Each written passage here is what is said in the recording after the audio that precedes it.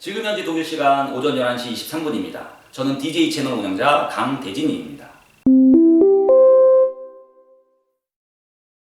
유럽에 30년 동안 살아왔는데 유럽 사람들이 참 우리나라 사람과는 많이 다르다는 생각은 해요. 그 중에서 특히 독일 사람들이 특히나 다르죠. 조금 유럽 사람 내에서도 독일 사람은 좀 유별나라는 생각을 갖고 있는 것 같고요. 근데 이제 이게 왜 그렇냐 쉽게 말을 할 수는 없지만 역사적으로만 보더라도 독일 사람이 약간 영국이나 프랑스 이쪽과는 다른 문화권을 형성한 건 맞아요. 우리가 이제 그 로마의 그러니까 로마가 제국으로 들어가던 시절 그때 황제가 아우구스투스 황제였죠.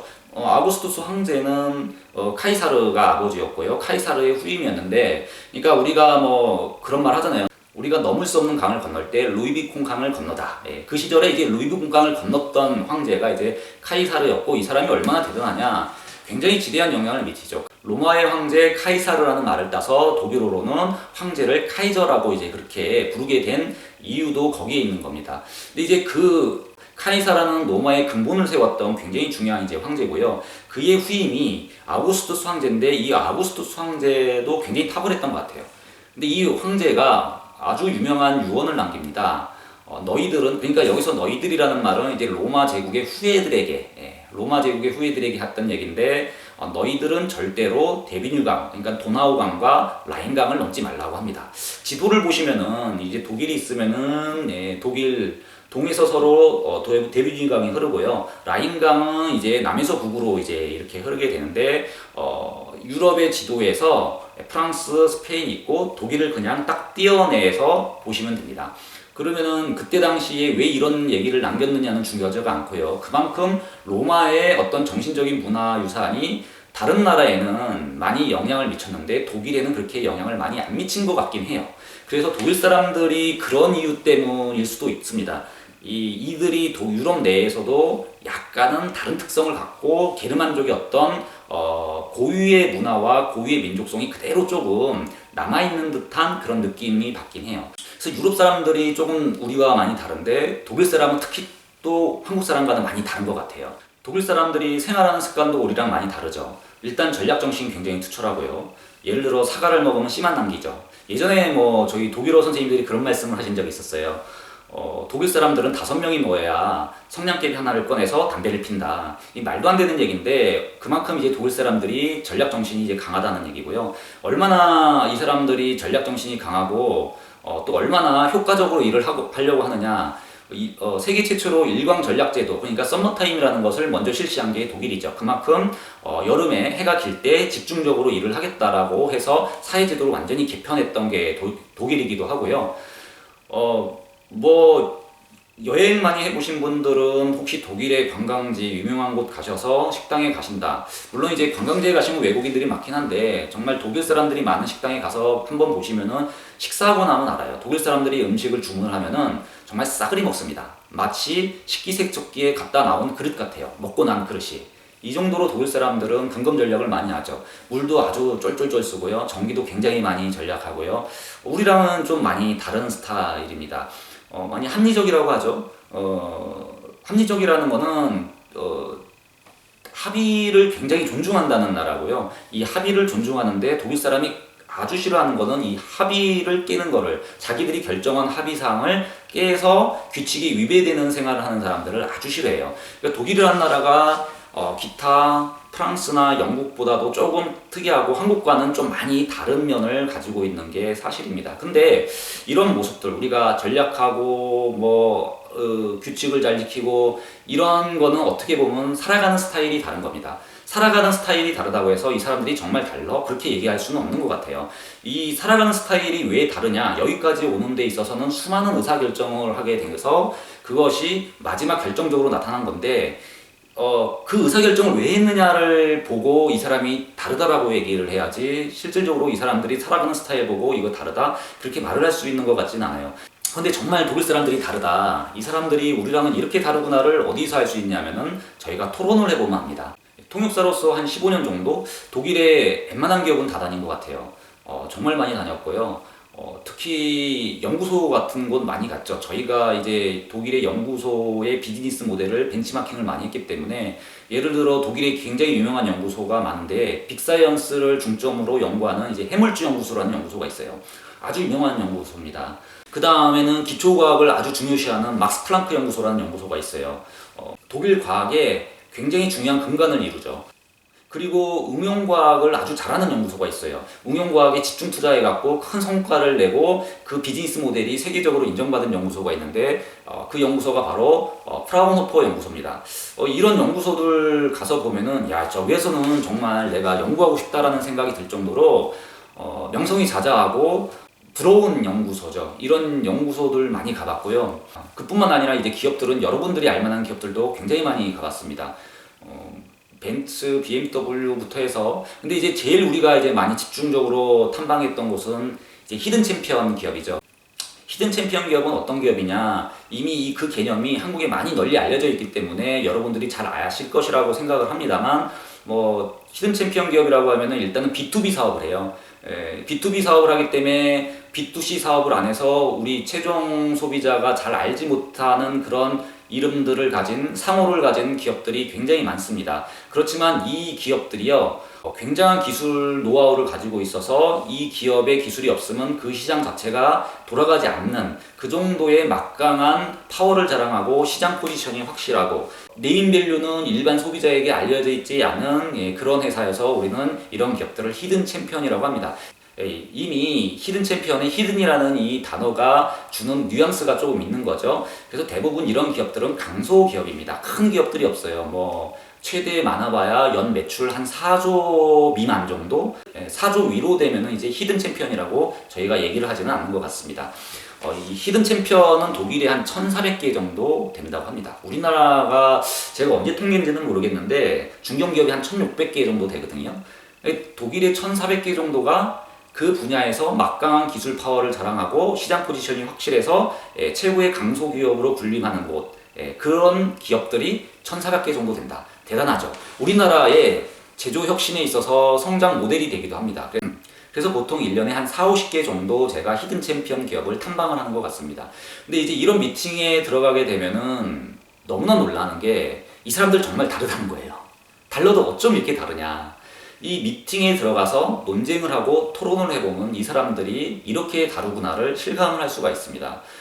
다른 것 중에 이제 지리 시간을 갖는데요. 물론 이제 기업을 탐방하면은 저희가 이 기업이 어떤 기업인지, 무엇을 파는 회사인지, 시장성은 어떻게 담보가 되어 있고, 이 회사의 기술은 어느 정도인지, 이런 것들을 이제 듣겠죠. 회사 자랑을 하죠. 1시간 정도 회사 자랑을 하고 나면은 이제 1시간에서 1시간 반 정도, 길게는 이제 2시간 정도 지리 시간을 갖게 됩니다. 이 지리 시간을 갖게 되면요, 이 답변을 들을 때 정말 놀라워요. 이 사람들은 어떻게 이런 생각을 가지고 얘기를 할까? 그걸 느끼게 됩니다. 그 놀라운 답이라는 게 뭐냐? 보통 저희가 질의를 하고 답을 들으면은 답을 들었어요. 답을 들었는데 이거는 답이 아닌 것 같아. 근데 답이야. 이런 경우가 굉장히 많아요.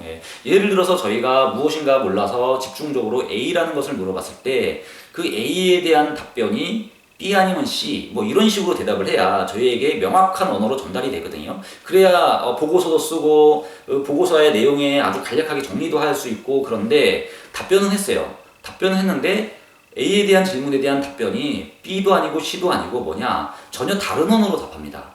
예를 들어서 1 아니면 2로 답해요. 저희가 생각지 못했던 그런 언어로 답변을 하는 거죠. 그러니까 이게 답인지 아닌지 모르겠어. 근데 답이야. 이런 경우가 많죠. 왜 이러냐? 바로 이들의 태도가 다르기 때문입니다. 이 태도가 뭐냐? 이 태도가 무엇인가에 대해서 조금 설명을 드려야 여러분들에게 좀 이해가 될 것 같은데요.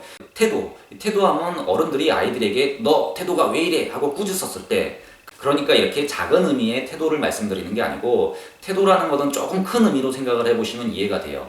이 태도가 무엇인가에 대해서 아주 선명하고 간략하게 정리해주는 문장이 있는데요. 사람은 자극과 반응 사이에 공간이 있다. 이 말씀 들어보셨을 거예요. 아주 유명한 말입니다. 제가 좋아하는 말이기도 한데, 사람은 자극과 반응 사이에 어떤 공간이 있다고 해요. 우리 사람은 살아가면서 수많은 자극에 노출이 되면서 살아가죠. 그런데 우리가 이 자극을 받고 살아갈 때 바로 반응을 하는 것 같지만 실질적으로는 바로 반응을 하는 것이 아니라고 합니다. 이게 바로 반응을 하는 사람이면은 약간 그 태도에 문제가 있는 거예요. 자극을 받고 반응을 할 때 우리는 수많은 과정을 통해서 의사결정이 내려지고 그리고 반응을 한다고 얘기를 하죠. 그래서 그 수많은 의사결정을 통과하는 곳이 바로 이 스페이스를 통과하는 건데, 이 스페이스에는요, 우리의 인격이 있고요, 우리의 노하우가 있고요, 우리의 지식이 있고요, 우리의 문화가 있고요, 우리의 역사가 있고요, 또 언어도 영향을 미치겠고, 내 주변을 둘러싸고 있는 생태계도 영향을 미치겠죠. 어머니, 아버지, 가족, 이런 공간이 있다고 해요. 그래서 자극과 반응 사이에 이런 공간이 있다. 그리고 이 공간을 통과해서 뭔가 의사결정을 하고 우리가 반응하는 것, 이 사이에 우리는 수많은 결정을 할 수가 있는 거죠. 이것이 바로 태도라고 합니다. 아주 어려운 말 같지만 그렇게 어려운 것 같지는 않아요. 그런데 유럽 사람들, 특히 독일 사람들은 이런 태도가 확실히 우리와는 남다른 겁니다. 그래서 우리가 기업을 방문하고 어떤 질문을 던졌을 때 이들의 답변은 우리와 왜 이렇게 다르냐? 이 수많은 이들의 문화와 역사와 언어와 이런 것들을 통해서 결정 내려지는 답변이라는 거죠. 결국 이 사람들이 왜 우리와 다르냐는 것은 문화가 다르고 역사가 다르고 언어가 다르고 이들이 이제까지 만들어 놔서 쌓아왔던 데이터가 달랐던 겁니다. 이런 다른 차이점 때문에 살아가는 방식도 다르지만은 사고하는 방식 체계, 그리고 비즈니스를 바라보는 체계도 다릅니다. 물론 이 사람들이 왜 다르냐를 우리가 꼭 알 필요는 없어요. 알 필요는 없지만은 우리에게 도움이 되고 참고가 될 만합니다. 요즘에 우리가 4차 산업혁명 시대라고 얘기를 하잖아요. 이 4차 산업혁명 시대에 들어와서 신인류가 등장을 했다고 하죠. 바로 포노사피엔스라는 인류가 등장을 합니다. 그런데 우리가 이 포노사피엔스 시대의 그 의미를 잘 살펴보면은 우리가 왜 이 사람들을 알아야 되는가 조금 공감이 됩니다. 이 사람들을 꼭 잘 알 필요는 없지만은 우리가 이 사람들을 잘 알면은 이 사람들과 대화가 되고 이 사람들과 결국은 비즈니스가 되고 이 사람들과 같이 콜라보레이션을 해갖고 또 한 시대를 도약해서 새로운 시대로 들어갈 수가 있는 겁니다. 그렇기 때문에 이 사람들이 왜 이런 문화와 이런 역사를 가져서 이렇게까지 결정을 해서 이런 태도를 가지는가는 아주 시사하는 바가 크다고 얘기할 수가 있겠죠. 제가 거주하는 곳은 독일입니다. 영상의 첫 편에서 이렇게 잠깐 언급해 드렸지만 독일에서 거주를 하고 있고요. 독일 이제 프랑크푸르트에 이제 거주를 하고 있습니다. 프랑크푸르트는 인구가 65만 정도밖에 되지 않습니다. 인구가 65만이니까 아주 작은 도시죠. 그렇지만 유럽의 경제 수도이기도 하고 프랑크푸르트의 경제 수도이기도 합니다. 65만인데 일자리는 얼마나 되느냐? 60만 한 3천 개 정도 된다고 해요. 그러니까 인구가 65만인데 60만 3천 개나 되고요. 물론 이제 프랑크푸르트는 외국인이 70% 정도, 독일인이 30%, 외국인이 70% 정도 이렇게 섞여져서 살아가는 도시입니다. 일자리가 이렇게 많다는 것은 이 경제 펀더멘탈이 아주 강하다는 곳이에요. 특히 이제 프랑크푸르트는 IT가 아주 강하고요. 특히 핀테크 관련해서 좋은 기업들 엄청나게 많고요. 제조 관련해서도 이게 제조의 서비스화라는 이래 시대적인 화두에 따라가기 위해서 여러 플랫폼 회사들이 굉장히 많이 소재를 하고 있습니다. 그와 함께 이제 우리 박람회 산업, 이렇게 컨벤션 비즈니스가 아주 많이 발달했고요. 금융 산업은 당연히 발달했고요. 독일의 경제 수도인 이유는 독일의 통화 정책을 결정하는 독일 연방은행이 이쪽에 소재하고 있었는데 이제는 이제 그 업무를 유럽 중앙은행이 이제 다 하고 있죠. 물론 유럽 중앙은행도 독일 프랑크푸르트에 소재를 하고 있습니다. 프랑크푸르트는 두 곳이 있어요. 프랑크푸르트 암 오더가 있고요. 프랑크푸르트 암 마인이 있습니다. 여러분들 독일에 오셔갖고 내비게이션에 아무거나 선택하시면은 어디까지 가느냐?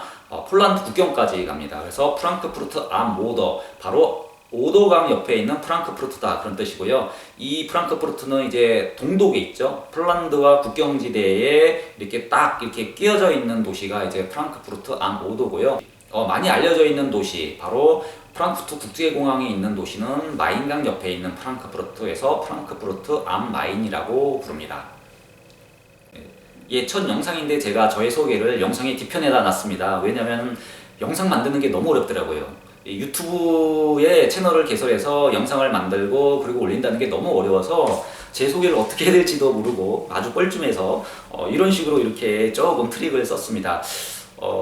많은 분들이 이런 거 하시더라고요. 좋아요도 눌러주시고 구독도 해주시고 저 또한 이게 만들어 보니까 이런 말을 하게 되네요.